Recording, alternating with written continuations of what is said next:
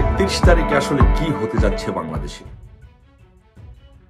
অনেকে এটি নিয়ে আলোচনা করছেন যে 31 তারিখে বিপ্লবী সরকার ঘোষণা হচ্ছে নাকি সেনাবাহিনী ক্ষমতা নিতে পারে, কি হচ্ছে 31 তারিখে। আমি মনে করি যে 31 তারিখ যেটি হতে যাচ্ছে যে সেটি হচ্ছে যে আওয়ামী লীগের জন্য একটি ভাগ্য বদলের দিন। আওয়ামী লীগের ভাগ্য বদলের দিন হচ্ছে 31 তারিখ। সেদিনই আওয়ামী লীগ ঘুরে দাঁড়ানোর দিন। আওয়ামী লীগ ঘুরে দাঁড়াবে, কারণ 31 তারিখ যদি সমন্বয় একটা বিপ্লবী সরকার গঠন করে, এবং সমন্বয় একটা বিপ্লবী সরকার গঠন করতে চায়, কেন গঠন করতে চায়? কারণ সমন্বয়কদের এবং উপদেষ্টাদের যদি বাঁচতে হয়, একমাত্র রাস্তা তাদের কাছে খোলা আছে বিপ্লবী সরকার গঠন করে তাদের ক্ষমতাকে দীর্ঘায়িত করার। নয়তোবা নির্বাচন দিলে আওয়ামী লীগ ক্ষমতা আসবে অথবা বিএনপি ক্ষমতা আসবে। এই জন্য জামাত কিন্তু ক্ষমতা আসবে না, বা ইসলামিক দলগুলো কিন্তু ক্ষমতা আসবে না।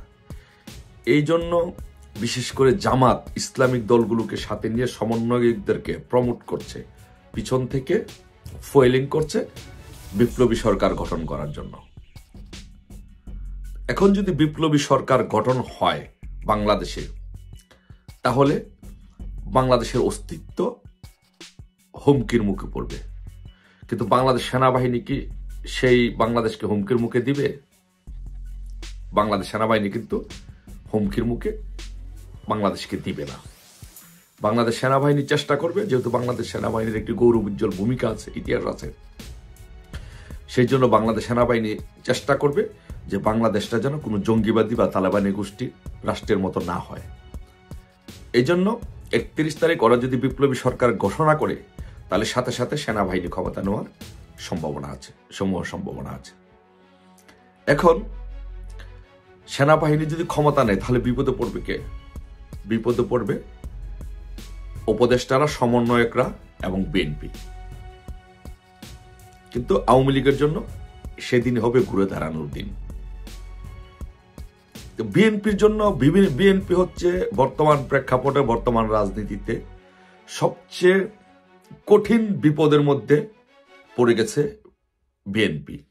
আপনি যদি বলেন যে ফাটা, বাংলা ভাষায় যদি বলেন যে ফাটা বাঁশের চিপার মধ্যে পড়ে গেছে বিএনপি একটি উভয় সংকট, চরম সংকটের মধ্যে পড়ে গেছে। যে বিএনপি চরম সংকটের মধ্যে পড়ে গেছে কি কারণে? দেখেন, যে যদি উপদেষ্টারা, সমন্বয়করা যদি বিপ্লবী সরকার গঠন করে, তাহলে তাদের ক্ষমতা দীর্ঘায়িত হওয়ার সম্ভাবনা আছে। সংবিধান স্থগিত করে তারা বিপ্লবী সরকার গঠন করে 5 বছর, 7 বছর, 10 বছর থাকার চেষ্টা করবে। তার মানে হচ্ছে বিএনপিকে ভেঙ্গে, বিএনপির যেই নেতৃবৃন্দ আছে, বিএনপির যে ছাত্রদল আছে, তাদেরকে এই বিপ্লবী সরকারে নিয়ে, তাদের ছাত্র সংগঠনে নিয়ে বিএনপিকে ভেঙ্গে একেবারে নিষ্পেষিত করে পিছিয়ে দেওয়ার চেষ্টা করা হবে। কারণ বাংলাদেশের দল সবসময় দল থাকে দুইটা, একটা সরকার পক্ষ আর একটা বিরোধী পক্ষ। তাহলে সেক্ষেত্রে বিরোধী পক্ষ থাকবে আওয়ামী লীগ, বিএনপি একেবারে নিষ্পেষিত হয়ে যাবে, শেষ হয়ে যাবে, তার কোনো অস্তিত্ব খুঁজে পাই বিপন্ন হবে। আর ওইদিকে বিপ্লবী সরকারকে পিছন থেকে ফুয়েলিং করবে জামাত এবং ইসলামী রাজনৈতিক দলগুলো। এই জন্য বিএনপি রাজনৈতিক আসলে হুমকির মুখে পড়ে গেছে, এবং তারেক রহমান বাংলাদেশে গিয়ে রাজনীতি করার যে চিন্তা, ভবিষ্যতে প্রধানমন্ত্রী হওয়ার যে চিন্তা, সেটি আসলে একেবারেই ঘুরে বালি হয়ে গেছে। কিন্তু যেই প্রেক্ষাপটই হোক না কেন, যেই ফরম্যাটই হোক না কেন, 31 তারিখ কিন্তু আওয়ামী লীগের জন্য একটি চমৎকার একটি সময়, ঘুরে দাঁড়ানোর দিন। কারণ 31 তারিখে যে যাই হোক না কেন, 31 তারিখ যদি বিপ্লবী সরকার গঠন করে, তাহলে সেনাবাহিনী ক্ষমতা নেবে। যদি সেনাবাহিনী ক্ষমতা নেয়, তাহলে সেনাবাহিনী এসে কি করবে? সাথে সাথে সমন্বয়কদের, উপদেষ্টাদের এবং যারা বিএনপির নেতৃবৃন্দ আছে তাদেরকে গ্রেপ্তার করবে। আর আওয়ামী লীগ 31 তারিখে রাতে যদি এই ঘটনাটি যদি বাস্তবায়িত হয় এবং এই দিকে যদি যায়, তাহলে 31 তারিখে রাত্রে আওয়ামী লীগ বিজয় মিছিল করবে, যদি এই প্ল্যান মাফিক কাজ হয় এবং এটা যদি হয়। তাই আমি আওয়ামী লীগের নেতৃবৃন্দদেরকে বলবো, আওয়ামী লীগ এবং সহযোগী সংগঠনের সকল নেতৃবৃন্দদেরকে বলবো, সকলকে বলবো যে আপনারা সকলে বাংলাদেশের সতর্ক অবস্থায় থাকবেন, প্রস্তুতি নিয়ে রাখবেন। যদি এরকম কোনো উদ্ভূত পরিস্থিতি সৃষ্টি হয়, সাথে সাথে রাজপথ দখল করে নিতে হবে, সাথে সাথে বাংলাদেশে সব জায়গার মধ্যে মিছিল দিতে হবে। সেনাবাহিনী যদি ক্ষমতা নেয়, সেনাবাহিনীকে সমর্থন করতে হবে।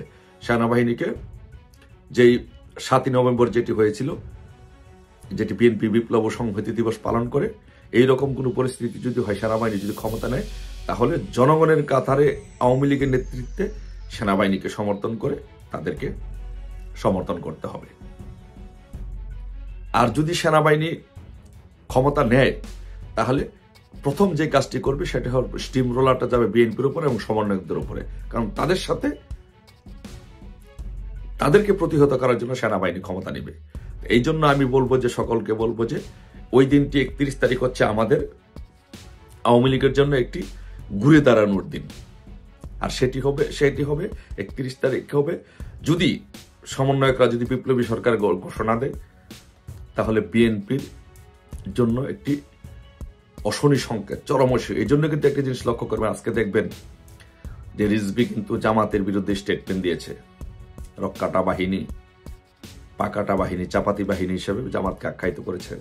তার মানে হচ্ছে জামাত এই সমন্বয়কদেরকে পিছন থেকে পেট্রোনাইজ করছে বিপ্লবী সরকার ঘোষণা করার জন্য, ৭২-এর সংবিধান স্থগিত করার জন্য। তার মানে হচ্ছে যে বিএনপি এখন চরম একদম বিএনপির জীবনের সবচেয়ে কঠিন সময়ের সম্মুখীন হচ্ছে এখন। কারণ বিএনপি আওয়ামী লীগের আমলে রাজনীতি করছে, কিন্তু বিএনপি ভাঙ্গার মুখে পড়ে নাই, বিএনপি গণহারে গ্রেফতারের মুখে পড়ে নাই, বিএনপির উপরে কোনো স্টিম রোলার যায় নাই। কিন্তু এখন যদি কোনো এই পরিস্থিতি সৃষ্টি হয়, তাহলে বিএনপি ভেঙে যাবে এবং বিএনপির উপরে সর্বোচ্চ পরিমাণে স্টিম রোলার যাবে, আর আওয়ামী লীগের হবে ঘুরে দাঁড়ানোর সময়। তাই আমি সকলকে বলবো, ইনশাল্লাহ আওয়ামী লীগ ঘুরে দাঁড়াবে 31 তারিখে। সকলে প্রস্তুতি নিয়ে রাখুন। যদি এই প্ল্যান কাজ করে, তাহলে আওয়ামী লীগ ঘুরে দাঁড়াবে এবং ওদের পতন নিশ্চিত, ওদের দিন শেষ। তাই সকলকে বলবো, ইনশাল্লাহ প্রস্তুতি নিয়ে রাখবেন, যে কোনো পরিস্থিতি যেন আমরা মোকাবেলা করতে পারি। সবাই অপেক্ষা রইলাম আওয়ামী লীগের ঘুরে দাঁড়ানোর দিন 31 তারিখের জন্য। ভালো থাকবেন সবাই। জয় বাংলা, জয় বঙ্গবন্ধু। মুজিববাদ, জঙ্গিবাদ না মুজিববাদ, মুজিববাদ, মুজিববাদ।